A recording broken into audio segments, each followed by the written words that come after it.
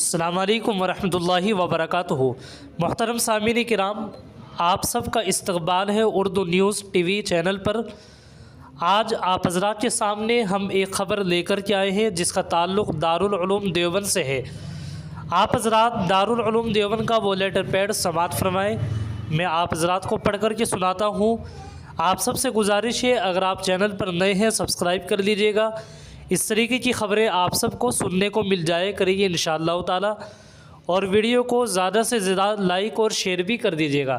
وہ letter paid یہ ہے: ضروری اعلان، دارالعلوم دیوبند کی مسجد قدیم، جامع رشید اور مسجد چھتہ کی عارضی امامت تعطیل کلاں کے ایام میں کے لیے 9 شعبان المعظم بروز سنیچر شام تک درخواستیں مطلوب ہیں۔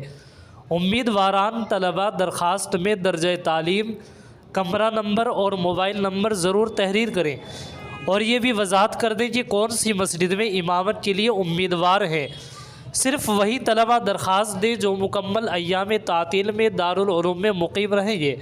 نوٹ: نمبر 1، درخواستیں دفتر اہتمام میں جمع ہوں گی۔ نمبر 2، 12 شعبان 1446 بروز منگل بعد نماز ظہر 3 بجے دفتر اہتمام میں انٹرویو لیا جائے گا۔ انٹرویو کے لیے اپنا شناخت نامہ ساتھ لے کر کے آئیں۔ محمد راشد، نائب محتمم دارالعلوم دیوبند، 5/8/1446 ہجری، 4/2/2025 عیسوی۔